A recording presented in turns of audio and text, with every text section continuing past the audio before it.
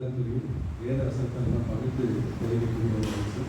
பெரிய ஒரு ஆசீர்வாதம். பல இடங்களில் இந்தியாவோட பல இடங்களில் ஊழியம் செய்திருக்கிறார்கள். நமக்கு நம்முடைய சபையில் வந்து ஒரு அங்கத்தினராக மாறி தேவனுடைய ஊழியத்தை உற்சாகமாக செய்கிறது. மழை வந்து இன்றைக்கி வரமாட்டோம்னாங்கடா இதுதான் ஆகிட்டது பார்க்கணும். இருந்தாலும் நாங்கள் ஊழியம் செய்வதற்கு உற்சாகமாக இருந்து அவங்க வேத வசனங்களை நமக்கு நல்ல ஒரு இலக்கணம் உள்ள வசனங்களை அவர் நமக்கு தொடர்ந்து கொடுத்துருக்கார்.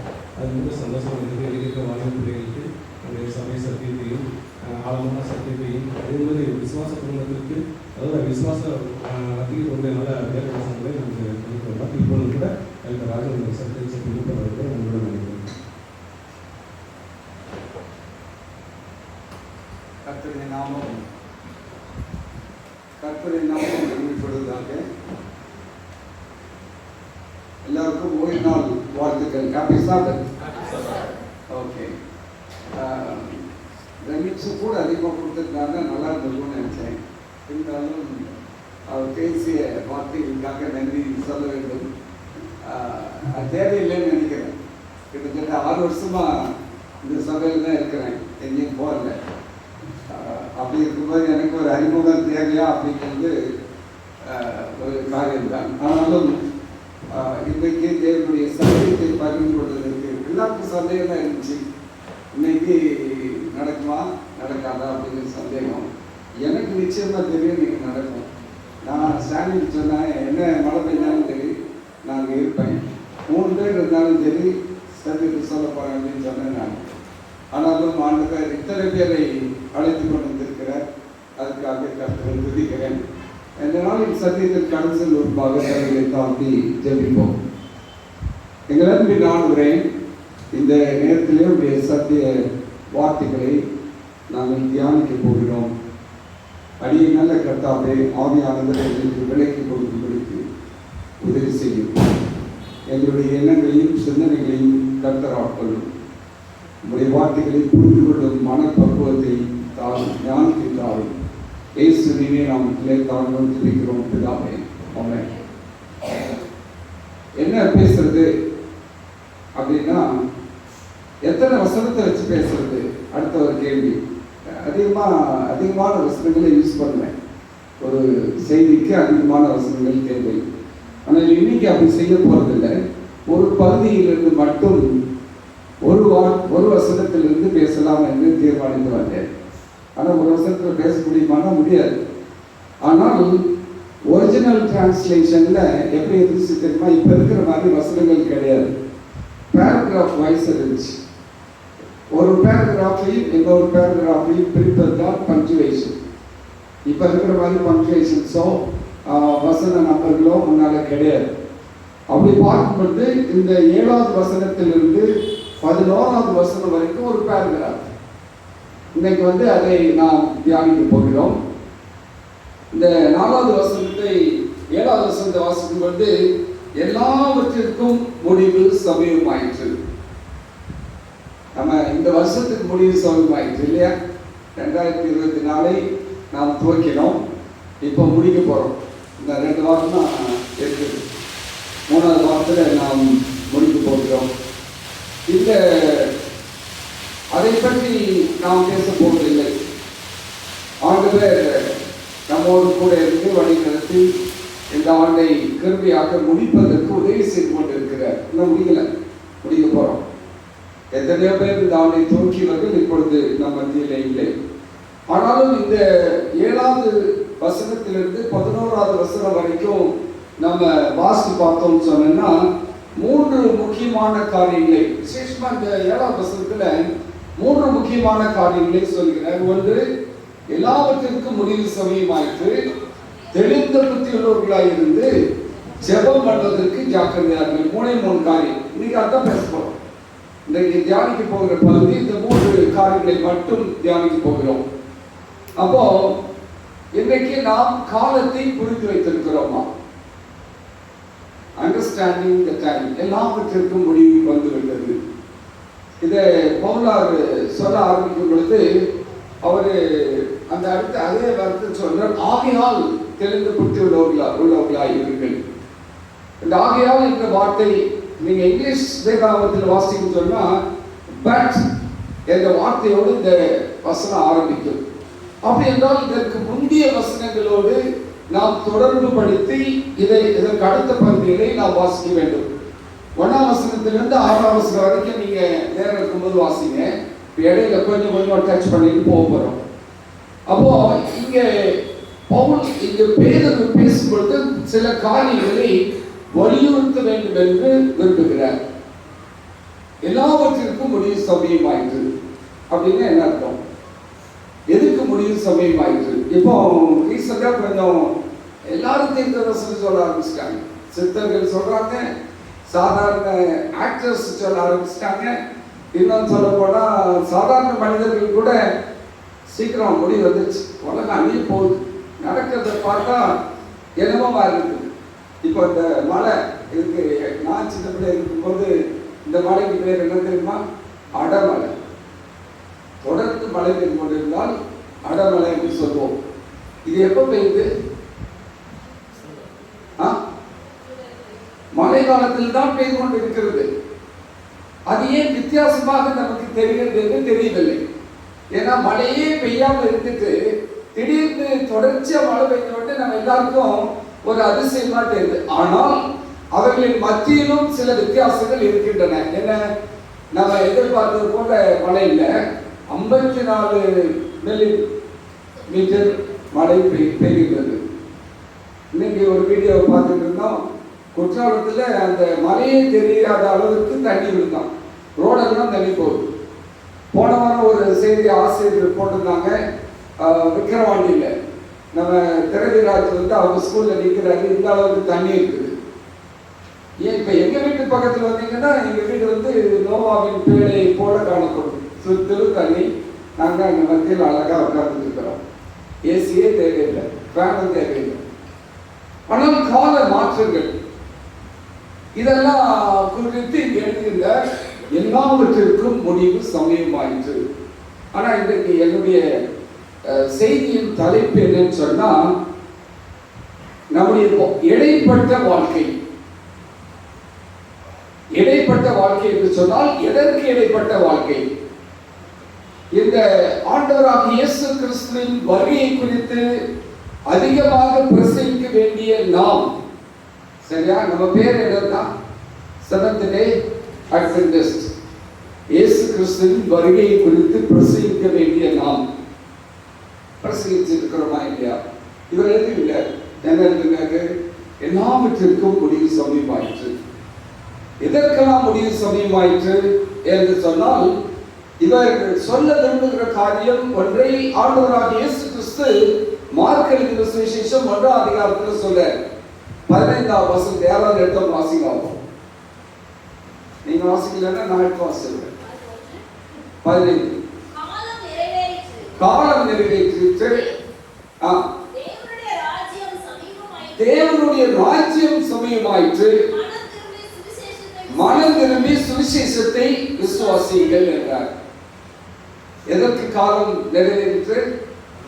மனம் திரும்புதலுக்கு காலம் நிறைவேற்று. இன்னொன்னு என்ன சொல்றாரு? தேவனுடைய ராஜ்யம் சமயமாயிற்று.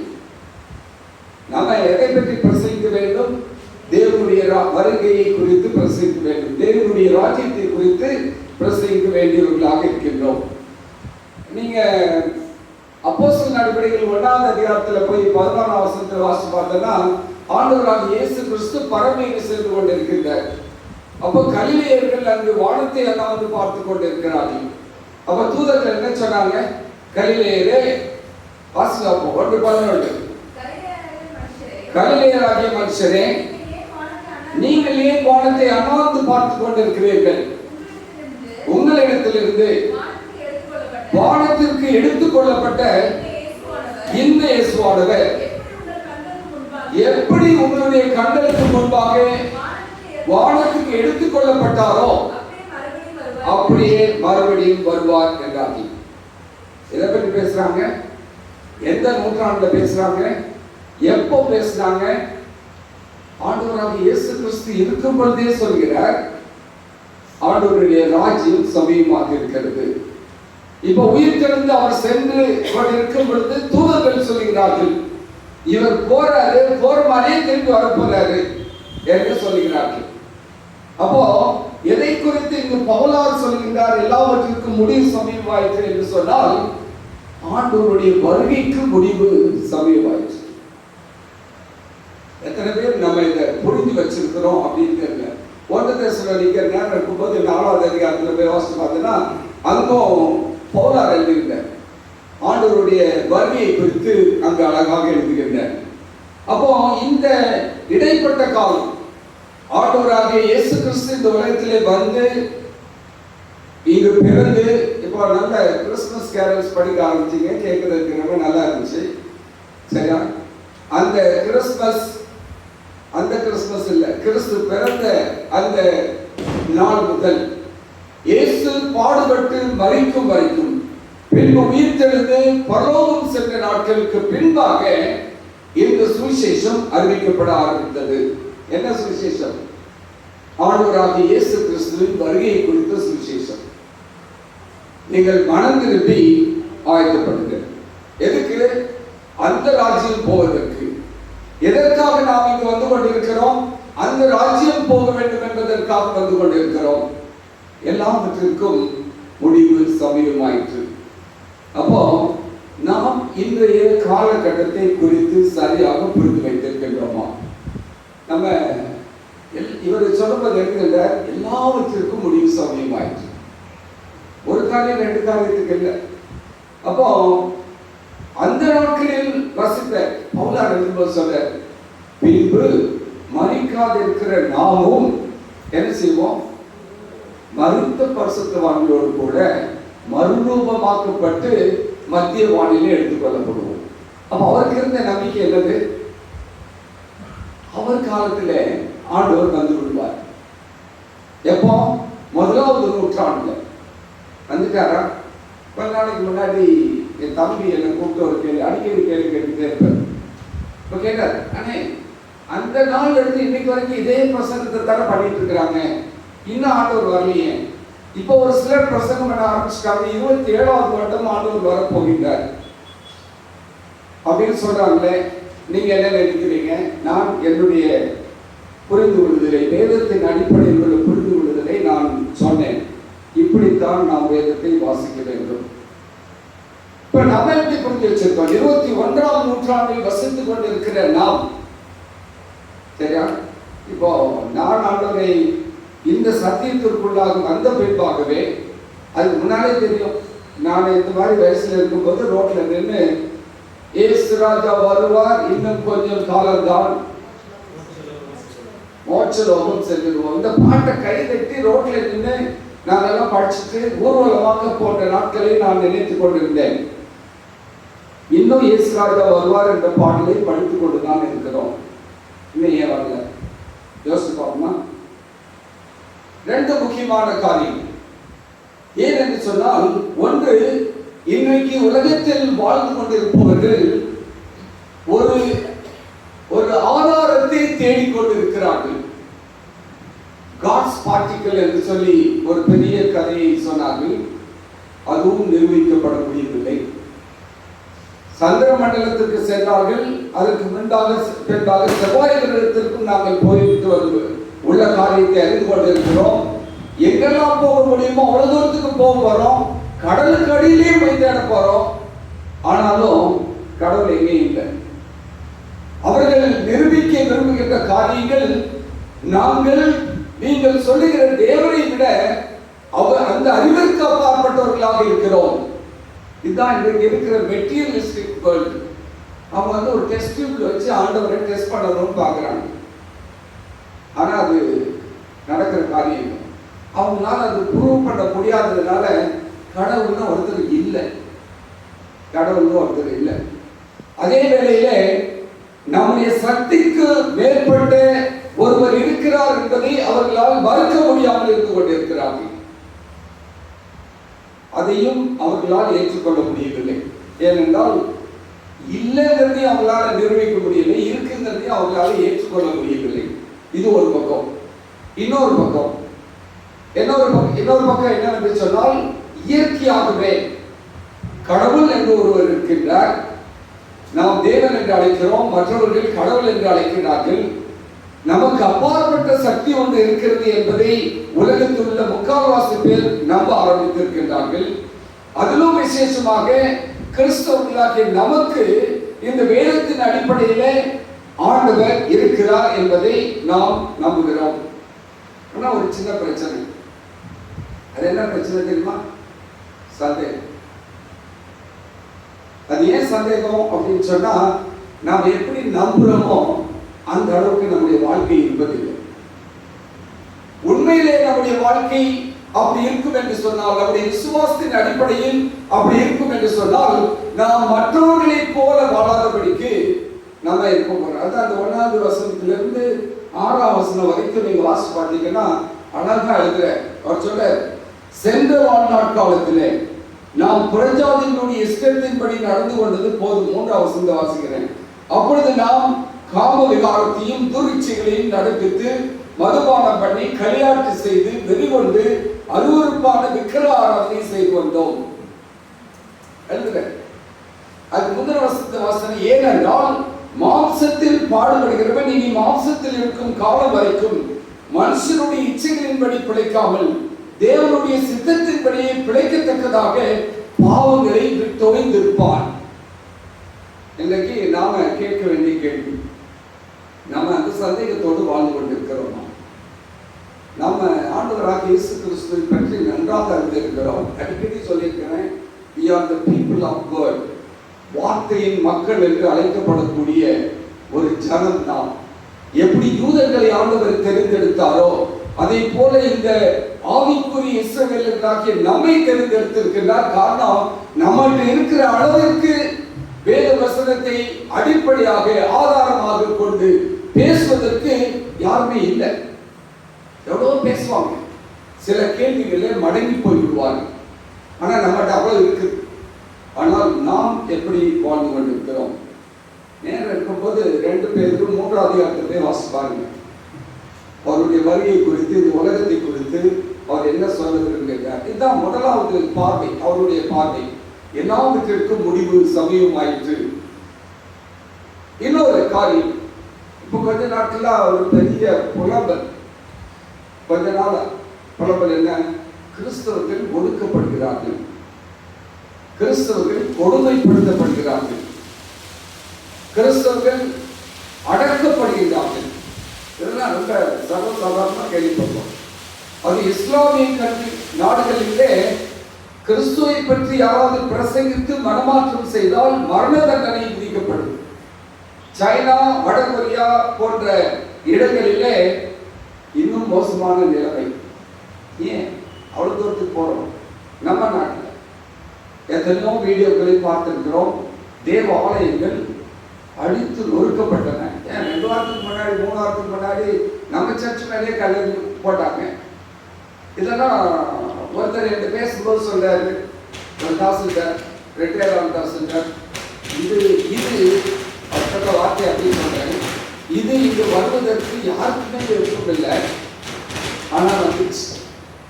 உடனே நான் சொன்னேன், நீங்கள் ஒரு பொது சேவகர், உங்களுடைய வாயிலிருந்து இந்த வார்த்தை வரக்கூடாது. உடனே அவர் சொல்லிட்டார். இதுக்கு மேலே நான் பேச ஆரம்பிச்சேன். இங்கிலீஷ்லேயே சொன்ன அவர்கிட்ட, you are a public servant, you are not supposed to speak அப்படின்னு சொன்னேன்.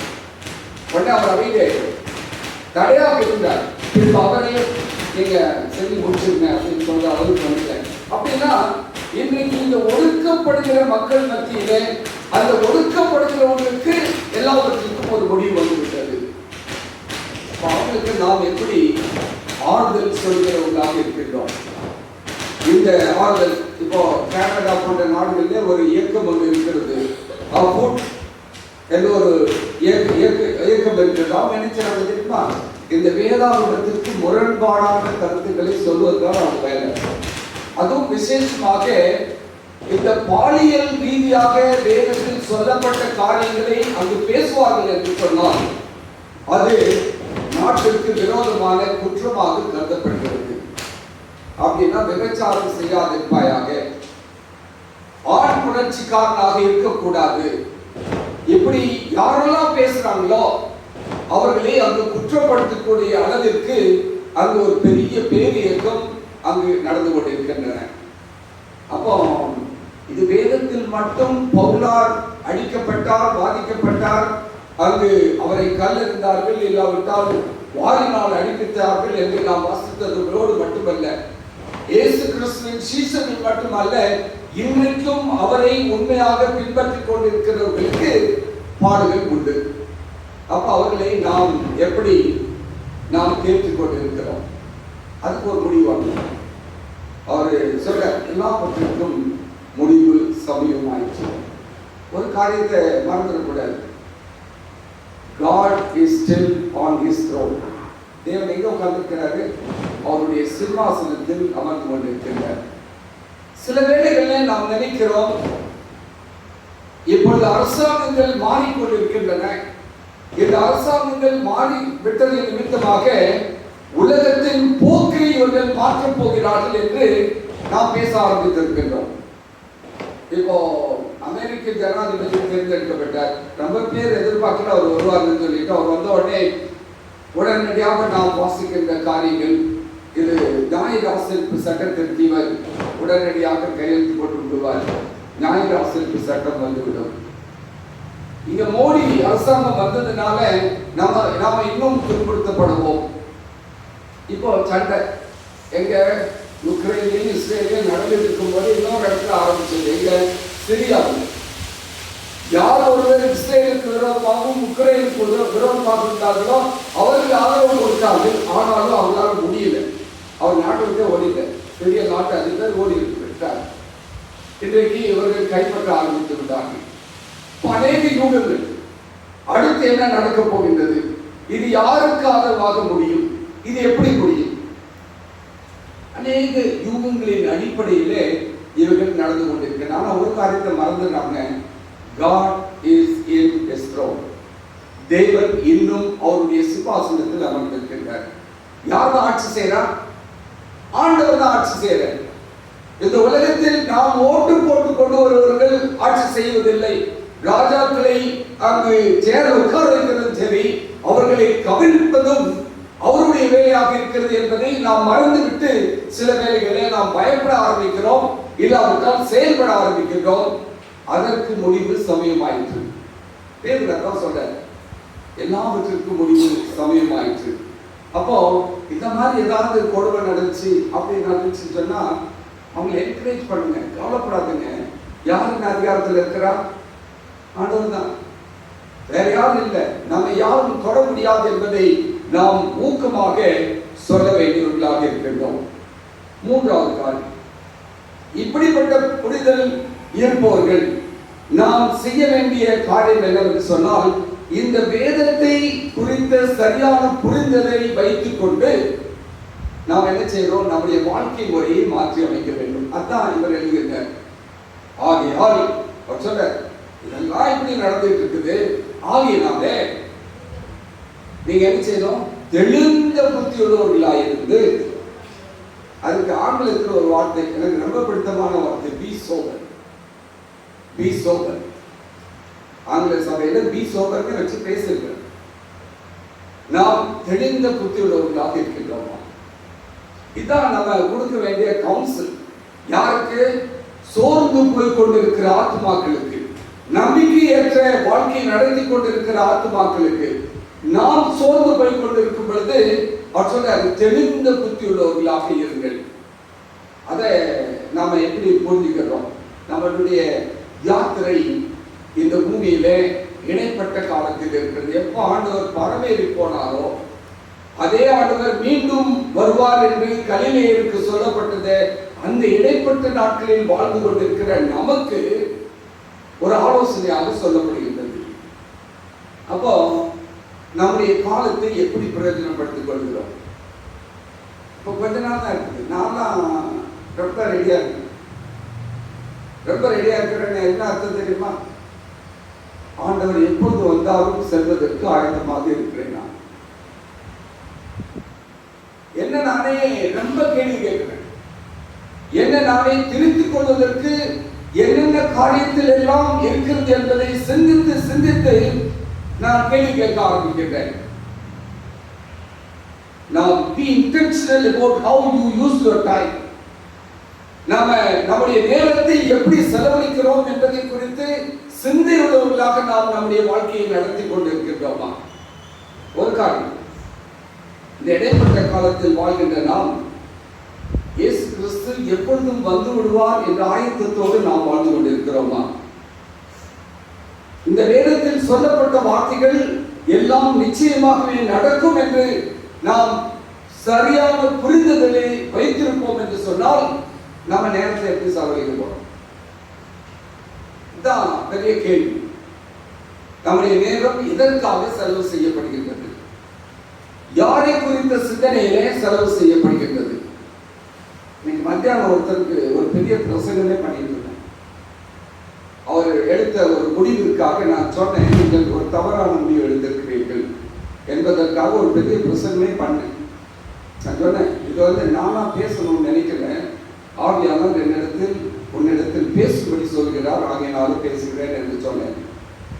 என்ன நினைச்சிட்டு போனாங்கன்னாலும் நான் ஃபாலோ பண்ணல.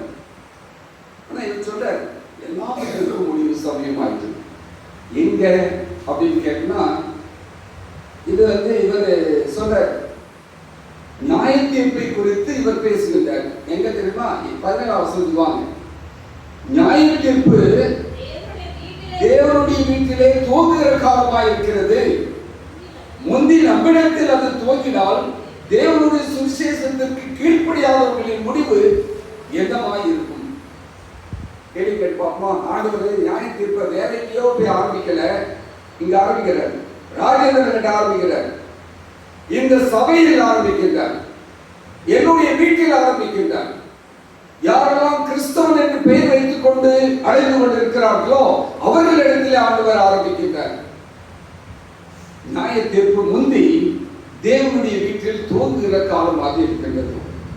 அதான் ஆண்டவர் சொல்றார், முடிவு சமயமாயிற்று, தேவனுடைய ராஜ்யத்திற்கு உண்டான முடிவு சமயமாயிற்று என்று நாம் வாசிக்கும் பொழுது அதான் இவர் சொல்றாரு. என்ன சொல்றாரு? ஜாக்கிரதை உள்ளவர்களாக இருக்கிறது, எச்சரிக்கை உள்ளவர்களாக இருக்கிறது. நம்ம எப்படி இருக்கிறோம்? நாம் எச்சரிக்கை உள்ளவர்களாக இருக்கின்றோமா? நம்முடைய வாழ்நாட்கள்ல நாம் எப்படி தியானிக்கின்றோம், சிந்திக்கின்றோம்? சில நேரங்களில் நாம் ஆண்டவருக்கு ரொம்ப உதவி செய்வோம். எப்படி தெரியுமா? ஆண்டவரே, உனக்கு எது கஷ்டம்? நான் ஒரு பிளான் பண்ணி வச்சுட்டேன் ஆண்டவரே, அது உங்களுடைய சுத்தமாக இருந்து அதை வாய்க்கப்படும். அது நடக்கலைன்னா என்ன ஆகுது? நம்ம சோர்ந்து போய்விடுகிறோம். ஆண்டவர் அப்படி அல்ல. ஆண்டவரே, நான் முதலாவது உங்களுடைய பாதத்திலே வந்து என்னை ஒப்புக் கொடுக்கின்றேன், உங்களுடைய சித்தம் எதுவோ அது நடத்தப்படட்டும். ஒருவேளை அது என்னுடைய வாழ்க்கையில் வராமலே போய்விட்டாலும் நான் மகிழ்ச்சியாக இருப்பேன் என்று சொல்லக்கூடிய அளவிற்கு என்னுடைய சிந்தனைகள் இருக்கின்றதா என்பதை நாம் சிந்தித்து பார்க்க வேண்டியவர்களாக இருக்கின்றோம். சரி, பாவம் செய்யாதவங்க யாரும் இருக்க முடியுமா அப்படின்னு கேளுங்கப்போ அடிக்கடி. நம்ம ஆண்டவர் எப்படி என்ன சொல்லி கூப்பிடுறாரு தெரியுமா? யாராவது சொல்ல முடியுமா? யார் ஒருவர் மனம் திரும்பி ஆண்டவரை ஏற்றுக்கொள்கிறார்களோ அவங்களை பார்த்தாலும் சொல்றாரு. என்ன தெரியுமா? நீதிமான்கள் என்று அழைக்கின்றார். அப்போ நீதிமான்கள் பாவம் செய்ய முடியுமா என்றால், பாவம் செய்வதற்கு உண்டான வழிகள் உண்டு, இடங்கள் உண்டு, நேரங்கள் உண்டு. அப்படிப்பட்ட சூழ்நிலைகள் மத்தியிலே நான் என்ன தீர்மானம் எடுக்க போகிறேன் என்பதை ஆண்டவர் பார்த்து கொண்டிருக்கிறார். அப்போ நான் பாவம் செய்யறேன்னா இல்லையா அப்படிங்கிறது யார் தீர்மானம் பண்றா? ராஜேந்திரன் தீர்மானம் பண்றாங்க, வேற யாரும் இல்லை. என்னுடைய வாழ்க்கையிலே நான் தீர்மானம் செய்கிறேன். ஆனா சாதா ஒரு காரியத்தை செய்யறான். என்ன தெரியுமா? அவன் அநேக கன்னி வெடிகளை நம்மை சுற்றிலும் வைக்கின்றான், அநேக படுகொலிகளை தோண்டி வைக்கின்றான். ஏன்னா இவன் ரொம்ப வீராப்பா பேசிட்டு போறான், இங்க இருந்து இவனை விட வைக்கணும். அவனுடைய நோக்கம் என்ன தெரியுமா? நீ தேவனுடைய ராஜ்யத்திற்கு தகுதியற்றவன், அதனாலே உன்னுடைய சாட்சி இங்கிருந்து சொல்லப்படுகிற சாட்சியானது வெறும் வார்த்தைகளாக இருக்கிறது என்று சொல்லும் அளவிற்கு சாத்தான் அந்த காரியங்களை செய்து வைத்துக் கொண்டிருக்கிறான். அப்போ சோதனைகள் வரும். அப்போ நாம் துணிகரமாக பாவம் செய்யாமல் நமக்கு தெரியும் வேதத்தில் என்ன சொல்லப்பட்டிருக்கின்றது. நம்மை காட்டில் யாரும் இல்லைன்னு நான் சொல்லிட்டேன் முதல்ல. அப்படின்னா நாம் தெரிந்து பாவம் செய்வோம் என்று சொன்னால் துணிகரமாக பாவம் செய்கின்றோம். Intentionally we are doing. எப்படி ஜெபம் பண்றோம்? காலையில எழுந்திரிச்ச உடனே ஒரு 2 நிமிஷம் அப்படி படுக்கையில இருந்து ஜெபம் பண்ணி முடிச்சிடறோம். பிறகு சாப்பிட முன்னாடி ஒரு ஜெபம், வீட்டை விட்டு கிளம்ப முன்னாடி ஒரு 2 நிமிஷம் ஜெபம், பிறகு ஏதாவது தொடரும் போது ஒரு ஜெபம். இதெல்லாம் ஒரு ரொட்டீன்ஸ் ஆஃப் லைஃப். அதுதான் ஜெப வாழ்க்கையா? அதான் ஜெப வாழ்க்கையா? சாதா என்ன சொல்றாரு? அது போதும், நீ அதுக்கு மேல பண்ணிடாது. ஆண்டவர் அவர் தான் வந்து கேட்கிறார். ஆனால் தேவன் நம்மிடத்தில் விரும்புகின்ற காரியம், நீ எந்த ஒரு காரியத்தை நீ சிந்திக்கும் முன்பாக ஆண்டவரிடத்தில் நீ கேட்டு சிந்திக்க தொடங்குகின்றாயா? யோசித்து பார்ப்போம். எந்த ஒரு காரியத்தை செய்யும் முன்பாக, ஆண்டவரே நான் இந்த காரியத்தை செய்வது உமக்கு சித்தமானால் ஜெபம் பண்றோமா? எப்படி செய்யறோம்? சில வேளைகளில் ஒரு சடங்காச்சார பிரமாணமாகவே நம்முடைய வாழ்க்கையில் இருந்து கொண்டிருக்கின்றன. ஆனால் தேவன் சொல்றாரு, ஜெபம் பண்ணுவதற்கு என்ன செய்யணுமா? ஜாக்கிரதை உள்ளவர்களாக இருக்க வேண்டும். இன்னைக்கு நம்முடைய வாழ்க்கையில நாம் வைத்திருக்கின்ற ஒரு காரியம், சில காரியங்களை இன்டென்ஷனலா செஞ்சணும். ஆனால் with the determination we have to do that, we need to pray. ஒரு உறுதியோடு இதைத்தான் என்னுடைய வாழ்க்கையிலே நான் செய்ய போகிறேன் என்பதை தீர்மானித்தவர்களாக நாம் செய்ய வேண்டும். இன்னும் கொஞ்சம் ஜெபத்திற்கு பேச போறேன். அதுக்கு முன்பாக, இந்த உலகத்தில் நாம் மாறுபட்டவர்களாக காணப்படுகின்றோமா? அந்த ஆதி அப்போஸ்தலர் திருச்சபையின் மக்கள் அங்கு சென்ற பொழுது, அது விசேஷமா அவருடைய அப்போஸ்தலர்களும் சீஷர்களும் போனப்போ அவங்களுக்கு ஒரு பேர் சொல்லி கூப்பிட்டாங்க. என்ன பேர் தெரியுமா? இல்ல, இதோ உலகத்தை கலக்கிறவர்கள் வந்து விட்டார்கள். பயம். இன்னைக்கு நம்மளை பார்த்து யாராவது சொல்ல முடியுமா? நம்மளை பார்த்து பெந்தேகோஸ்து சபைக்காரங்க பயப்படுறாங்க. இவரை வந்து மேடையை ஏற்றி விட்டுட்டோம்னு சொன்னா நம்ம வாழ்க்கை முடிஞ்சு போயிடும் பயப்படுறாங்க. சிஎஸ்சி சபைக்காரங்க பயப்படுறாங்க. வேறு சபையில் இருப்பவர்கள் நம்மை அனுமதிப்பதில்லை. ஆனால் வேற யாரும் பக்கத்தில் இருக்கிறவங்க நம்மளை பார்த்து இவர்கள் வந்து விட்டால் கொஞ்சம் குறைய, ஏறக்குறைய நான் கிறிஸ்தவனாக மாறுவதற்கு அந்த ஆயத்தம் பண்ணி பேசின எல்லாத்தையும் கேட்டுட்டு இருந்தப்பா அப்படின்னு பவுல் சொல்றாரு இல்லையா? அது மாதிரி இன்றைக்கு நம்முடைய வாழ்க்கையை கேட்டுவிட்டு உங்களுடைய தெய்வம் தான் உண்மையான ஆண்டவர் என்பதை சொல்வதற்கு நம்முடைய வாழ்க்கை முறை இருந்து கொண்டிருக்கின்றதா? சில வேளைகளில் நாம் பாதுகாப்பு அரணோடு நாம் வாழ்ந்து கொண்டிருக்கிறோம் என்ற எண்ணத்தோடு இருக்கின்றோம். அது சில வேளைகளில் வலுவான குற்றமாக மாறிவிடும். ஏனென்றால் நம்ம இதை தாண்டி போறதில்லை. நம்ம யாரு? சமூகக்காரங்க. நம்ம இத முடியாது. ஆனால் தேவன் நம்மை எதற்காக அழைத்திருக்கின்றார் என்றால், ஒரு நாம் நம்முடைய சுய பலத்தினால் அல்ல, நம்முடைய வல்லமையினால் அல்ல, தேவ பலத்தினாலே தேவனுடைய வார்த்தைகளை தேவனுடைய பிள்ளைகளுக்கு கொண்டு சேர்ப்பது நம்முடைய கடமையாக இருக்கிறது. அப்போ அதை செய்வதற்கு நாம் ஒப்பு கொடுத்திருக்கின்றோமா? மூணாவது ஒரு காரணம் என்ன சொல்றாரு? ஜெபம் பண்ணுவதற்கு ஜாக்கிரதை உள்ளவர்களாக இருக்கு. என்ன ஜாக்கிரதை அப்படின்னு சொன்னா, அநேக காரியங்களை குறித்து பேச முடியும். இன்னும் ஒரு 5 நிமிஷத்துல நான் முடியும். அதனால முடிச்சிடறேன். 4 பாயிண்ட் சொல்லிட்டு முடிக்க போறேன். நம்முடைய ஜெபம், நம்ம சர்ச் வந்து ஜெபத்துக்கு பேர் போன சர்ச் இல்லையா? அநேக ஜெபங்கள் இங்கு கேட்கப்பட்டிருக்கின்றன. நாம் வந்து ஒருமனப்பட்டு ஜெபிக்கிறோம். தேவன் அநேக ஜெபங்களை கேட்டு பதில் இருக்கிறார். எப்போ நம்முடைய ஜெபம் வல்லமையுள்ள ஜெபமாக மாறும் என்று யோசித்தீங்களா? யாரோ ஒருத்தர் வந்து எனக்காக ஜெபம் பண்றது காட்டிலும் நான் பண்ணுகிற ஜெபத்திற்கு ஆண்டவர் எனக்கு பதில் அளிப்பார் என்று என்றைக்கு விசுவாசிக்கிறோமோ அன்றைக்கு தான் நம்முடைய ஜெபங்கள் வல்லமையுள்ள ஜெபங்களாக இருக்கும். யோசிச்சு பார்த்துருக்கீங்களா? நான் இந்த சோகெல்லாம் இருக்கும்போது பால் தங்கியோட அண்ணன் ஒருத்தர் இருக்கிறேன், தங்கியா இருக்கிறேன். அவர் ஒருத்தர் நம்ம சொந்த கேட்காரு, ஒருத்தர் கூப்பிடுறாரு. என்கிட்ட உட்கார்ந்து நான் படுத்துருக்கேன், என் பக்கத்தில் உட்கார்ந்து எனக்கு 3/4 மணி நேரம் பேசுறேன். வேதம் என்ன, வார்த்தை என்ன என்னென்னமோ பேசுறாரு. அவருக்கு தெரியாது, நான் யாருக்கும் தெரியாது. அவர் வந்தார், அவர் வேலையை செஞ்சுட்டு போயிட்டார். எனக்கு துணி அளவு கூட அதுல மனம் போகவில்லை. அந்த இரவிலே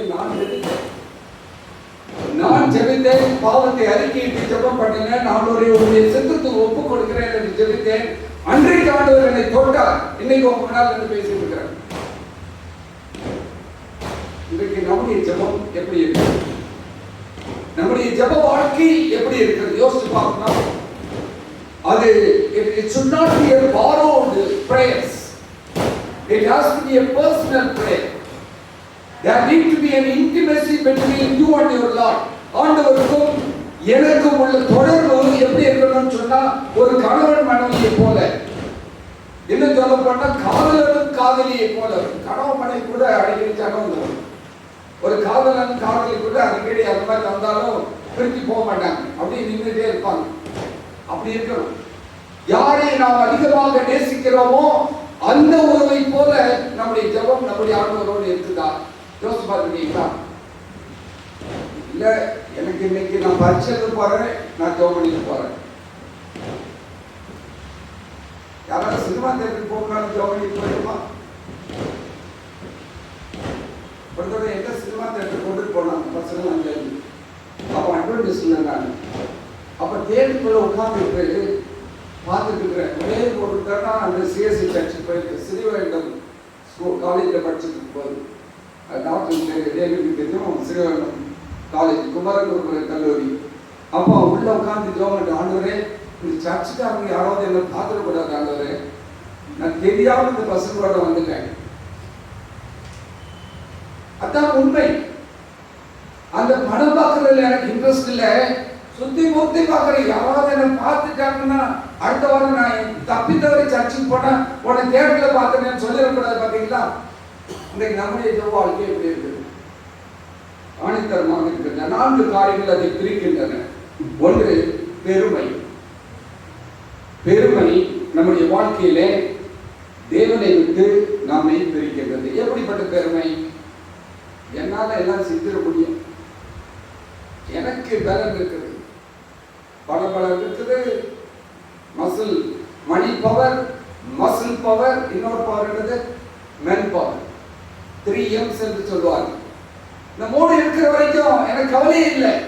அப்படி சொன்னவங்களெல்லாம் நான் பார்க்கிறேன். அதான் பெருமை, ஜீவனத்தின் பெருமை என்று வேதம் சொல்கிறது. இந்த ஜீவனத்தின் பெருமையினாலே நம்முடைய ஜெப வாழ்க்கை தடைபடக்கூடாது. எனக்கு இது இருக்குது, அது இருக்குது, ஆகையினாலே நான் சுகபோகமாக வாழ்ந்து கொண்டிருக்கிறேன் என்று இது இல்லாமல் நாம் ஒருமித்த கருத்துடையவர்களாக. என்ன ஒருமித்த கருத்து?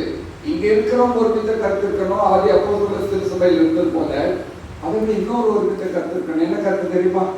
நீங்க ஜெபம் பண்ண போறதும் யாருக்கு ஜெபம் பண்றீங்களோ அவருக்கும் ஒரே கருத்து இருக்கணும். That is the will of God.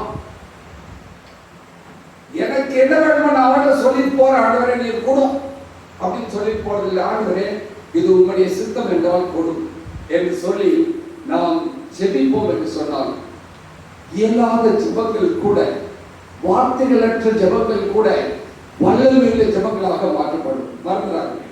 2வது காரியம், சில காரியங்களை நம்முடைய வாழ்க்கையில் நாம் இப்படித்தான் நடக்கும் என்பதை எந்த கண்களோடு பார்க்கின்றோம்? நம்முடைய சரீர கண்களில் பார்க்கிறோமா, இல்லாவிட்டால் ஆவிக்குரிய கண்களில் பார்க்கின்றோமா? ஏன் நம்முடைய ஜெபம் சரியா வல்லமை என்ன தெரியுமா? பெரும்பாலும் சரீர கண்களினாலே பார்ப்பதினாலே அது வல்லமையற்றதாக காணப்படுகிறது. ஆனா எப்படி பார்க்கணும்? ஆவிக்குரிய கண்களில் நாம் பார்க்க வேண்டும். ஆண்டவரத்துல கேட்கணும். அது எங்க இருக்குது? இதுதான் இதுல இருக்குது. இதை நாம் வாசிக்க வாசிக்க, இதோடு நாம் தொடர்பு கொள்ள கொள்ள, அதிகமாக நேரம் செலவழிக்க நாம் அற்பர்கள், தூசிகள், ஒன்றும் இல்லாதவர்கள் என்பதை நமக்கு காண்பிக்கிறது. அன்னைக்கு யாரோ பேசுறாங்க இல்லையா? The Bible is a mirror. நம்ம சர்ச்சில் பேசுறாங்க. கண்ணாடி மாதிரி காமிக்குது. உன் முகம் சரியில்லை, உன் வாய் சரியில்லை, எல்லாமே சொல்லுது. உன்னுடைய நினைவுகள் சரியில்லை, காமிச்சு கொடுத்துக்கிட்டே இருக்குது. அப்போ அப்படிப்பட்ட நாம் ஆவிக்குரிய கண்களோடு நாம் பார்ப்போம் என்று சொன்னால் நம்முடைய வாழ்க்கை மாற்றப்படும். அப்போ எபேசியர் 6ஆவது நேரத்தில் சர்வாயுத வர்க்கத்தோடு நாம் செல்ல முடியும். அப்ப நம்முடைய ஒவ்வொரு ஜெபங்களும் ஒவ்வொரு விண்ணப்பங்களையும் தேவன் கேட்பார். பரிசுத்தவான்களின் ஜெபங்களை தேவன் கேட்பதற்கு காத்துக் கொண்டிருக்கிறார். இன்னொன்று, எப்பதான் நம்ம ஜெபம் பண்ண போறோம், நம்முடைய தேவைகள் அதிகரிக்கும் பொழுது நான் அடிக்கடி நினைச்சு சிரிக்கிற ஒரு காரணம் என்ன தெரியுமா? எந்த காலகட்டத்தில் யாராவது கெஸ் பண்றீங்களான்னு பார்ப்போம். எந்த காலகட்டத்தில் நாம் அதிகமாக ஜெபிக்க ஆரம்பித்தோம்? கொரோனா காலத்தில். கொரோனா காலத்தில் நம்ம ஜெபம் பண்ணது மாதிரி நம்ம வாழ்க்கையிலே கூட ஜெபம் பண்ணிருக்க மாட்டோம். இப்போ அந்த கொரோனா திருப்பி வந்தா நல்லது போல தெரியும். மறிப்பதற்கு அல்ல, ஆனால் ஆண்டவரோடு நம்முடைய உறவை புதுப்பித்துக் கொள்வது. இன்றைக்கு நம்முடைய உறவு எப்படி இருக்கிறது?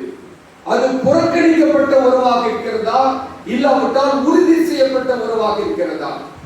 அதான் அவர் சொன்னாரு, ஜெபம் பண்ணுவதற்கு ஜாக்கிரதை உள்ளவர்களாக இருக்கிறது. நம்ம அநேக வேலைகளில் நம்முடைய உறவுகள் எல்லாம் ஆண்டவர்கிட்ட எனக்கு எப்ப தேவையோ நான் வந்துக்கிறேன், தேவையில்லாத நேரம் நீர் கண்டுக்கிறாங்க. நாங்கள் இந்த ஊழியத்தின் பாதையிலே சென்று கொண்டு இந்த எக்ஸடஸ் வெற்றி வந்தாங்க இல்லையா, அவங்களோட போகும்போது ஒரு நாடகம் போடுவாங்க. எங்களோட அந்த பசங்க ஒரு பையனை சிலுவையில் அடித்த மாதிரி ஆண்டவரை அடித்த மாதிரி வச்சுக்கிது. ஆண்டவர் வந்து தட்டுவார், கதவை வந்து தட்டுறார். இவன் சினிமாவுக்கு போகிறதுக்கு ரெடியாக உட்காந்துருப்பாங்க. அப்போ தட்டின உடனே வச்சுக்கோ, இன்னைக்கு பார்த்தா இவர் வரணும், நாளைக்கு வந்துடக்கூடாதா, இல்லை நான் தேட்டருக்கு போன பிறகு வந்துடக்கூடாதா அப்படின்னு சொல்லுவான். சரி ஆண்டவரே, நீர் வாரும், நீர் சிலுவையில் அடிக்கும்போது எப்படி இருந்தது நான் பார்க்கணும் அப்படின்னா அங்கே போய் கையிலே காலையே மணி அடிச்சு வச்ச மாதிரி வச்சுட்டு நீர் இங்கே எப்படி நின்றுட்டுரும். நான் என்ன செய்கிறேன், இவன் கூட ஃப்ரெண்ட் கூட சினிமாவுக்கு போயிட்டு வந்துட்டு பிறகு மட்டும் பேசுகிறேன். என்ன உறவு பார்த்தீங்களா? அவர் எனக்காக கல்வாரி சிலுவையில் மரித்தார், எனக்காக உயிர்த்தெழுந்தார், எனக்காக வரப்போகின்றார் என்பதை அறிந்த நான் சில வேளைகளிலே இன்னும் நான் மீண்டும் மீண்டும் பாவம் செய்வதை நிமித்தமாக என்னுடைய உறவுகள், ஆண்டவரோடு இருக்கக்கூடிய உறவுகள் என்னுடைய சுயநலத்திற்காக மீண்டும் சிலுவையிலே அழைக்கப்படுகின்றது. அப்படி இருக்கிற ஜெபத்தை ஆண்டவர் கேட்கும் போதில்லை. ஜெபம் பண்ணுவதிலே ஜாக்கிரதையாக இருங்கள். கடைசியா ஒரு காரியம், உங்களுடைய விசுவாசம் எப்படி இருக்கு? உறுதியான விசுவாசமாக இருக்கிறதா? நேரம் இருக்கும்போது லூக்கா 18ஆம் அதிகாரம் 7-8 வசனத்தை வாசி பார்த்தோன்னா, அங்கே ஒரு நீதியுள்ள நியாயாதிபதி ஒருவன் இருந்தான். அவனுக்கு போய் வரையிடுறாங்க. கடைசியில் அவன் ஒரு நியாயத்திற்கு கொடுக்கின்றான். ஆனால் நம்முடைய தேவன் அப்படிப்பட்டவரா? இல்லை. எப்பொழுதுமே நியாயம் செய்கின்ற தேவன். என் வாழ்க்கையில் எது நடந்தாலும் அது தேவனுடைய சித்தத்தின்படி சரியாக சரியான நேரத்திலே சரியான இடத்திலே சரியான நபர்களை கொண்டுதான் செய்யப்படுகிறது என்பதை எப்பொழுது நான் விசுவாசிக்க ஆரம்பிக்கின்றேனோ அப்போ என் ஜெபம் வல்லமையுள்ள ஜெபமாக மாற்றப்படும். இன்றைக்கு நம்முடைய ஜெபம் ஒரு உண்மையான விசுவாசத்தை வெளிப்படுத்துகிற ஜெபமாக இருக்கின்றதா அப்படின்னு சொன்னா, தயவுசெய்து என்னுடைய குடும்பத்தை நான் கேட்டுக்கொள்கிற காரியம் என்ன, நான் கேட்கிற காரியத்தை உங்களுக்கு நான் சொல்றேன். எந்த காரியத்தையும் நீங்கள் பார்க்கும் பொழுது இந்த விசுவாசம் இல்லாவிட்டால் இந்த வேத வெளிச்சம் என்னும் கண்ணாடியின் மூலமாக உலகத்தில் நடக்கிற காரியங்களை பார்க்க ஆரம்பிக்கும்.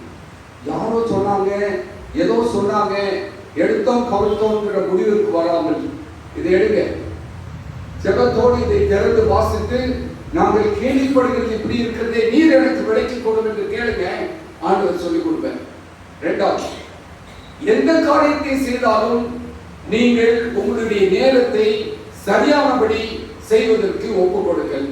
மூன்றாவது, நாம் ஜெபிக்கிற ஜெபங்கள் நம்முடைய ஆண்டவரோடு உள்ள உறவிலே பலப்படக்கூடிய உறுதிப்படுத்தக்கூடிய ஒரு ஜெபங்களாக இருக்க வேண்டும். இப்போ ஆண்டவர் சொல்றாரு, எல்லாவற்றிற்கும் முடிவு சமயமாற்று. ஆகையால் தெளிந்த புத்தியுள்ளவர்களாயிருந்து ஜெபம் பண்ணுவதற்கு ஜாக்கிரதையாக இருங்கள். மற்ற வசனத்தை தான் நீங்க வாசி பார்க்கிறோம். அதுல இன்னும் என்னெல்லாம் நடக்கணுங்கிறது சொல்ற அதெல்லாம் நான் சொன்னேன்னா இன்னும் 2 மணி நேரம் வேணும். ஆனால் இதோட நான் முடித்துக் கொள்கிறேன். இந்த 3 காரியத்தோடு நாம் தேவ நன்றியில் போவோம். ஆண்டவர் சொன்ன, ஆண்டவரே, நீர் பரவேறி சென்றதற்கும் இந்த காலகட்டத்திற்கும் இடைப்பட்ட நாட்களிலே நான் வாழ்ந்து கொண்டிருக்கிறேன். உங்களுடைய வருகை எப்போ இருக்குமே எனக்கு தெரியாதுப்பா. நீர் எப்போ வேணாலும் வரேன், பிரச்சனை இல்லை. ஆனால் நீர் வரும்பொழுது நான் காணப்படுகிறவனாக, உம்மால் எடுத்துக்கொள்ளப்படுகிறவனாக இருக்கும்படிக்கு என்னை தகுதிப்படுத்தும் என்று சொல்லி தேவனுடைய கரங்களை ஒப்புக் கொடுப்போம். கர்த்தர் நம்மை ஆசீர்வதிப்பாராக. ஆமென்.